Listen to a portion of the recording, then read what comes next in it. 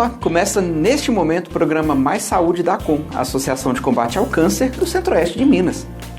Neste final de semana recebemos aqui no estúdio o Dr. Claudemiro Neto Pereira, ele é médico oncologista no Hospital do Câncer da ACOM e nós vamos falar sobre os fatores de risco para o câncer. Isso vale para homens e mulheres. Quer saber o que de fato pode mudar a história do câncer, a história da doença na sua vida? Assiste o programa, está apenas começando. Bom, então vamos começar o programa deste final de semana recebendo aqui no estúdio o Dr. Claudemiro Neto Pereira, que ele é médico oncologista no Hospital do Câncer da ACOM. Dr. Neto, seja muito bem-vindo ao Mais Saúde. Uma satisfação imensa tê-lo aqui, a segunda vez, se não me engano, né? Segunda, terceira vez que a gente... Mas como já tem um tempo, eu gostaria que você se apresentasse, portanto, então, a quem está nos assistindo. Obrigado mais uma vez pelo convite de participar aqui dessa entrevista e esclarecer, né, algumas informações para os pacientes e para o pessoal que acompanha a ACOM. Eu trabalho aqui no Hospital do Câncer já faz algum tempo, tem 3 anos e meio, 4 anos que trabalho aqui. Trabalho com os pacientes oncológicos, fazendo quimioterapia e também num programa de predisposição hereditária da ACOM, né, em que a gente acompanha as famílias de pacientes portadores do câncer para investigar as causas de câncer e as chances dessas pessoas desenvolverem um câncer. Muito bacana. Assim, as pessoas já sabem que o câncer é uma doença muito agressiva, né? Mas o que é de fato o câncer? O que acontece? Eu imagino que o princípio, por que começa aquela alteração, talvez a medicina nem saiba, né? Tem alguns fatores que podem, talvez influenciar, não sei se seria até essa palavra. Mas o que acontece, de modo geral, a grosso modo, o que acontece no organismo que começa aquela proliferação, desenvolvimento da doença de forma assim? Então, o câncer é muito estudado, né? Então, até hoje existem várias teorias da forma como se surge o câncer. O que acontece é que toda célula, nosso corpo, ele é composto por células, né? Que a unidade menor do nosso organismo são as células. E as nossas células, elas têm uma capacidade de crescer, de multiplicar, né, para formar os nossos tecidos e órgãos. Acontece que toda célula, ela tem uma vida útil, né? Ela nasce, ela reprocria, ela prolifera e ela morre. E aí, por algum motivo, seja por radiação solar, seja por má alimentação, cigarro, bebida, alguma dessas células começam a modificar de uma forma defeituosa e ela perde essa capacidade de morrer. E ela começa a se multiplicar de uma forma desorganizada e cresce e começa a invadir os tecidos e os órgãos, podendo espalhar para os outros órgãos, que é o que a gente chama de metástase, e aí se dá a doença, o câncer em si. Existem diversas formas com que o câncer pode acontecer, né? A maioria das causas, cerca de 85% das causas, são relacionadas aos fatores do dia a dia. Alimentação inadequada, bebida alcoólica, o cigarro. E existem causas também relacionadas à própria pessoa, como causas hormonais, né, como alterações genéticas, né, que é do próprio indivíduo. Uhum. Na verdade, não existe um segredo ou uma fórmula secreta de como acontece o câncer.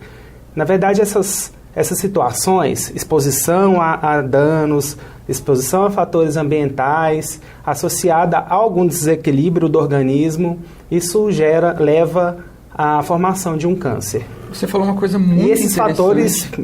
Esses fatores eles se interagem, né? Então, junta aquela pessoa, por exemplo, que já tem um mau hábito de vida, que não alimenta adequadamente, e aí que fuma, e aí tem uma predisposição genética, e aí essa pessoa desenvolve o câncer. O que você falou é que eu até nunca tinha pensado por esse lado, porque realmente há um ciclo de vida da célula, né? Ela cresce, depois multiplica e enfim morre, e o próprio organismo se incumbe, né, da missão de trocar, né, de alguma forma, tirar aquilo dali, né? Quando quando começa um câncer, na verdade, então a célula ela perde a capacidade de morrer. E aí ela vai toda a vida crescendo, multiplicando. E aí o que me lembra, a dúvida que eu tenho, na verdade, é que o câncer ele é um crescimento desordenado, ele cresce um tumor e ele nunca volta, né? Ele sempre vai aumentar, ele sempre vai espalhar, ele sempre vai dobrar o tamanho, vai crescer, vai ficar um nódulo gigantesco. Mas ele nunca diminui, porque as células do tumor não morrem sozinhas, então. Assim como acontece, por exemplo, com as células da pele, que se trocam, né, a cada tempo, enfim. Isso pode até acontecer. O nosso organismo ele é muito sábio. Então, existem as células de defesa do nosso próprio organismo que começam a atacar as células do câncer. Então, o câncer ele pode naturalmente diminuir um pouco ou voltar a crescer, dependendo da imunidade da pessoa. Acontece que o câncer, ele, dependendo da sua fase, ele já começa a vencer esse obstáculo. E ele começa a enganar as células de defesa. E aí que acontecem os mecanismos de proliferação. O câncer ele é capaz de alterar o seu próprio DNA e impedir que seja reconhecido pelas células de defesa. Entendi. Hoje em dia, inclusive, tentando combater esse tipo de situação que acontece no câncer, tem sido criado diversos novos medicamentos que agem especificamente sobre essas características. Existem, inclusive, medicamentos que estimulam o nosso organismo a enxergar a célula cancerosa de uma forma que a própria imunidade da pessoa combata o câncer. Olha, que bacana. São técnicas que estão em estudo ou já são aplicadas na medicina para tratamento do câncer? Como funciona isso? São modalidades de terapia do câncer. Hoje a gente tem o tratamento de quimioterapia, que é um soro que a gente aplica na veia e aí a gente trata o câncer. A quimioterapia, normalmente, ela atinge tanto as células do câncer, mas atinge também as células saudáveis. Por isso que o paciente, quando faz o tratamento de quimioterapia, costuma ter enjoo, vômitos, pode ter outros sintomas como diarreia, pode abaixar a imunidade e ter uma chance maior de desenvolver alguma infecção. E existem outras modalidades também, além da quimioterapia. Existe a radioterapia, que é um tratamento com radiação, né, com raio-x.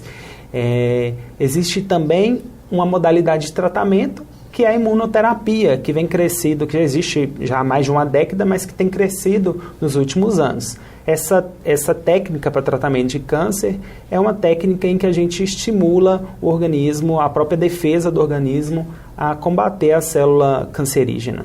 Tão eficaz quanto a quimioterapia, por exemplo, só que talvez tenha menos efeitos colaterais? Não, é a mesma... É muito difícil a gente tentar comparar uma técnica com a outra, porque são técnicas diferentes e os resultados são diferentes. Então, toda vez que a gente fala de câncer, a gente tem que lembrar que o câncer não é uma doença só. O câncer é um nome que a gente dá para um grupo de mais 200 tipos de doenças diferentes. Então, a gente tem, por exemplo, o câncer de mama. Dentre o câncer de mama, a gente tem uma gama de cânceres de mama diferentes. E cada um, dependendo do tipo do câncer, dependendo do estágio da doença, o tratamento é diferente. Então, tem paciente que você vai tratar com radioterapia, tem situações que só quimioterapia resolve, tem situações que dá para você fazer imunoterapia, tem tratamento inclusive com um hormônio, com drogas semelhantes aos anticoncepcionais, que a gente usa também para tratamento de diversos tipos de câncer, como o de mama e o câncer de próstata. Mas basicamente, mesmo que seja mais simples, como o uso de certos tipos de anticoncepcionais ou hormônios, né, a cirurgia, uma vez detectado o nódulo, ela é sempre necessária? Não sempre, mas o que a gente costuma dizer é que se o câncer está numa fase inicial, na grande maioria das vezes a cirurgia é o primeiro tratamento. A gente sabe que o câncer, quando a gente detecta ele numa fase inicial, as chances de cura são muito superiores do que quando você descobre a doença maior ou que já tenha a lesão fora de onde surgiu a lesão, que é o que a gente chama de metástase, né? Mas mas existem tratamentos, por exemplo, que a gente só faz com hormonioterapia e não precisa da cirurgia. Tem tratamentos que a gente faz só com radioterapia. Aí depende mesmo do tipo de câncer. A gente tem que sempre manter essa mentalidade de que o câncer não é uma doença só. Um câncer, a quimioterapia que você usa para um câncer de mama é completamente diferente de uma quimioterapia que você usa para um tumor de intestino, por exemplo. É uma coisa tão comum, né, doutor Neto, que a gente vê pacientes que comparam, literalmente comparam, né? Fulano tomou um chá, determinado chá, e foi muito bom para ele para acabar com o enjoo que a quimioterapia causou. Mas não dá para comparar, então, né, um tratamento que o paciente A tem com o tratamento do paciente B. Porque às vezes o chá que para um foi bom, acabou, né, melhorou o enjoo, para outro pode dar um efeito colateral terrível, né, junto com a interação medicamentosa, enfim. Isso é verdade, é uma prática que a gente vê na consulta do dia a dia. Cada médico tem uma forma de lidar com isso. Né? É muito interessante, porque às vezes, dependendo do tipo do chá que a pessoa toma, ela pode ter alguns efeitos indesejáveis e às vezes para o médico isso pode ser um fator de confusão. Né? Então, outro dia eu atendi uma paciente, por exemplo, e conversei com ela falou, doutor, eu estou passando mal, estou sentindo isso, mas eu achei um pouco estranho, porque a quimioterapia que eu estava fazendo para ela não tinha esses sintomas. E aí eu pesquisei para ela, perguntei, falei assim, o que você está tomando alguma coisa? Depois de muito custo, ela não queria falar e contou que estava tomando um determinado chá. Eu falei, não, mas esse chá, eu não sou contra chá, eu acho que existem chás e chás. Mas às vezes, que era o caso dessa paciente, ela me mostrou, me falou qual era a planta, eu abri na internet, digitei o nome, mostrei a fotinha, é esse aqui? Eu falei, minha senhora, a senhora está tomando o chá da planta errada. Ela estava querendo tomar um chá, que eu não me recordo o nome, mas estava usando a planta errada, uma planta, né, que era venenosa. Olha, então tem que tomar muito cuidado com isso. E tem que tomar muito cuidado também, porque o câncer é uma situação muito delicada. Às vezes o vizinho ou o amigo que tratou da doença não faz isso nem por intenção de causar algum mal. Né? Na verdade, quer ajudar mesmo. É que, por ser chá, todo mundo toma e fala, não tem problema, é chá, não tem efeito colateral. E não é bem assim. Não é isso. Então, e não é bem assim. Por quê? O chá, ele tem efeito por quê? Porque ele tem uma substância, né? Os medicamentos, eles são feitos de substâncias, contêm plantas, né? Muitos medicamentos que as pessoas usam no dia a dia, elas foram derivadas de plantas, né? Então, a gente tem que levar em consideração isso, que aquilo que faz bem também pode fazer mal. O ideal é que converse com o seu médico, converse com o seu oncologista antes de fazer algum uso de alguma terapia alternativa. Né? Então, isso vai ser muito individualizado, cada caso, é pessoa por pessoa. Vamos fazer um intervalo e na volta a gente vai falar um pouco mais sobre os fatores de risco, né, para o câncer. O que realmente é a alimentação saudável, o que a falta dela pode trazer para o surgimento, o desenvolvimento, o favorecimento no nosso organismo para aparecer uma doença como essa. Então não saia daí que a gente volta já já. Mais saúde, vocês sabem, é da ACOM contra o câncer pela vida. A ACOM assinou contrato com o SUS, Sistema Único de Saúde, pelo presidente voluntário da instituição, Wilson Martins de Freitas, e o secretário municipal de saúde de Divinópolis, Amarildo de Souza. Outra conquista recente é o Certificado de Entidade Beneficente de Assistência Social, SEBAS, Área de Saúde, obtido em 27 de julho com o apoio do deputado federal Domingos Sávio. A ACOM também forma da continuidade da parceria fundamental com o Centro-Oeste CAP, certificado de contribuição.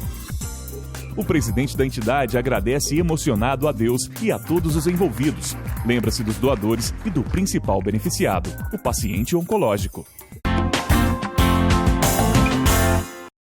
Olá, estamos de volta com o programa Mais Saúde, recebendo o Dr. Claudemiro Neto aqui no estúdio. Ele é médico oncologista no Hospital do Câncer e nós estamos falando sobre fatores de risco para o desenvolvimento do câncer. Uma vez que se fala em fatores de risco, acho que as pessoas já devem, antes de que você desligue a TV, por exemplo, de pensar que a gente vai falar somente do cigarro, porque realmente é um dos principais, né? Mas existem coisas bobas que as pessoas nem imaginam e que são também fatores de risco, né, para o câncer. Seja para o mais simples, como um feriado de verão na praia, né, pode ser um fator de risco, como outras coisas. O que a gente poderia listar, então, e alertar quem está nos assistindo a respeito desse tema? Ótimo, eu acho extremamente interessante entrar isso. Eu acho que agora a população está acordando para esse tipo de despertar mesmo, de entender aquilo que provoca o câncer, né? E a gente sabe que no final das contas, para você prevenir o câncer, são pequenas medidas, mas que são medidas muito difíceis, porque mudar hábito de vida é muito difícil, né? O tabagismo, sem dúvidas, é o grande vilão. O cigarro tem mais de 4.700 substâncias cancerígenas. Então é inconcebível hoje em dia que a pessoa fume, porque o cigarro realmente ele causa câncer da boca até todos os intestinos, né? Então lábio, laringe, língua, esôfago, pulmão, além de ser uma droga que causa outras doenças, não necessariamente o câncer, causa também bronquite, causa enfisema. Então o cigarro é um grande vilão. Antes de você seguir, doutor Neto, muitas pessoas têm fumado cigarro de palha porque elas acreditam que palha, é da natureza e é o fumo, enfim, não é químico, né? O que a gente pode dizer para essas pessoas a respeito do cigarro de palha? O cigarro de palha é pior do que o cigarro com filtro, né? O cigarro de palha você não tem um filtro ali para tirar boa parte das impurezas. Cigarro de forma alguma, né? Até hoje mostram estudos até com cigarro eletrônico que tem os seus malefícios, sim. Até o eletrônico? Até o eletrônico. Narguilé, qualquer tipo de inalação de cigarro, de fumaça é provocador de câncer. Tá. Falando de fumaça, e já te libero para seguir, é feio cortar, mas é porque quando o assunto, a gente vê uma pergunta atrás da outra e já mais ou menos no tema. Não é cigarro, não está relacionado ao tabaco, mas está relacionado à fumaça, que é aquelas senhorinhas que vêm do campo, que tem roça, e que ficam diretamente expostas à fumaça do fogão de lenha. Tem alguma coisa a ver? Já teve algum caso nessa linha, né, relacionado ao fogão de lenha? Tem.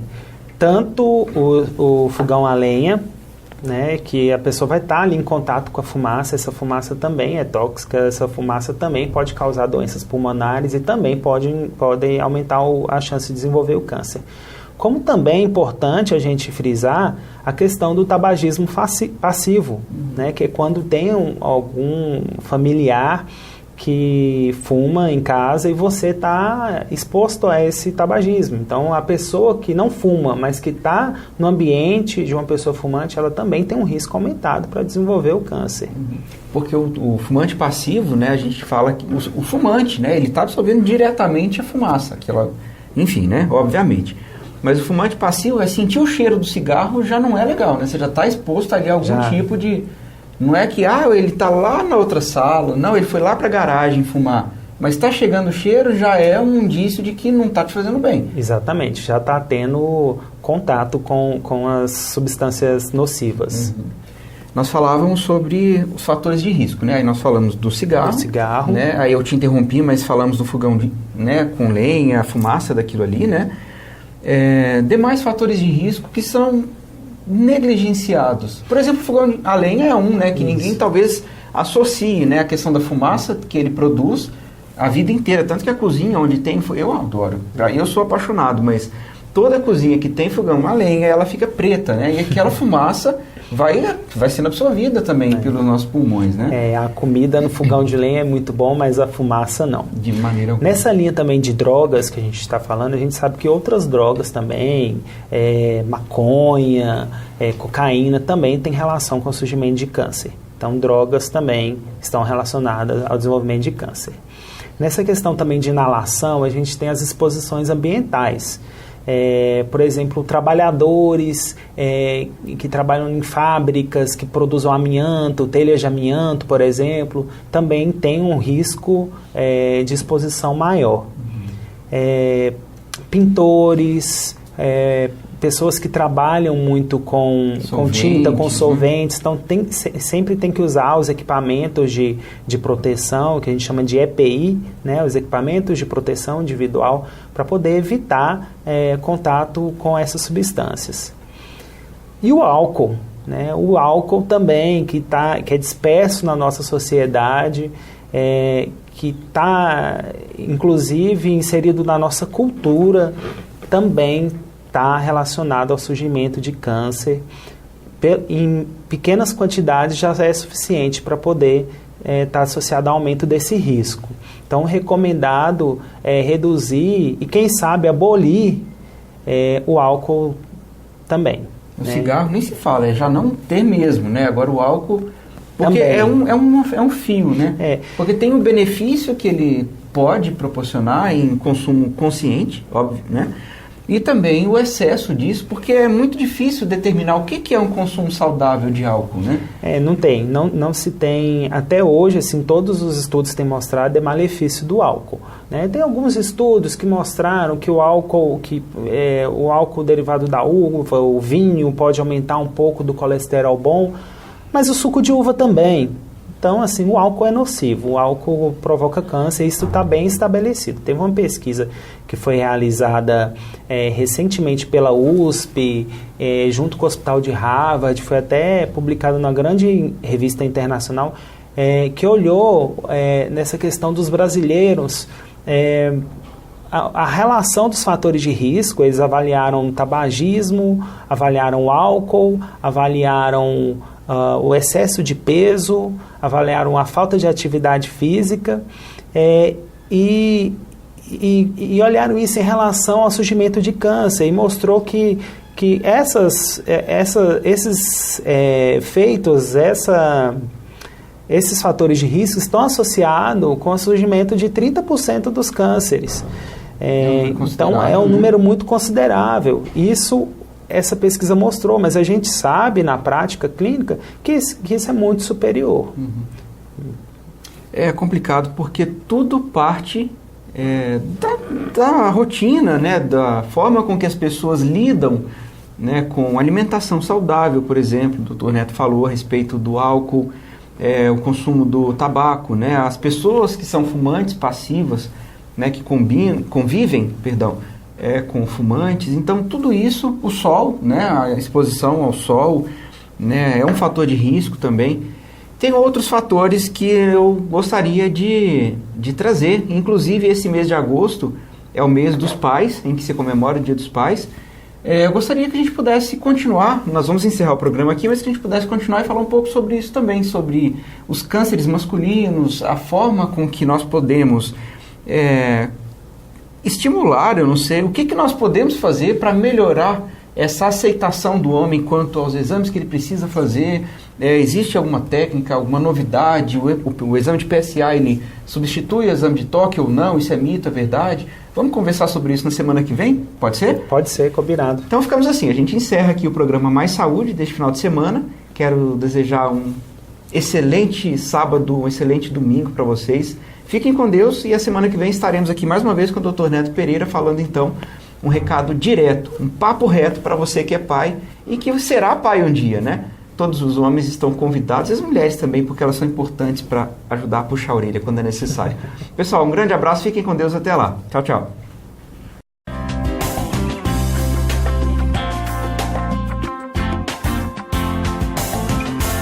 A ACOM assinou contrato com o SUS, Sistema Único de Saúde, pelo presidente voluntário da instituição, o Wilson Martins de Freitas, e o secretário municipal de saúde de Divinópolis, Amarildo de Souza. Outra conquista recente é o Certificado de Entidade Beneficente de Assistência Social, SEBAS, Área de Saúde, obtido em 27 de julho com o apoio do deputado federal Domingos Sávio. A ACOM também informa da continuidade da parceria fundamental com o Centro-Oeste CAP, certificado de contribuição. O presidente da entidade agradece emocionado a Deus e a todos os envolvidos. Lembra-se dos doadores e do principal beneficiado, o paciente oncológico.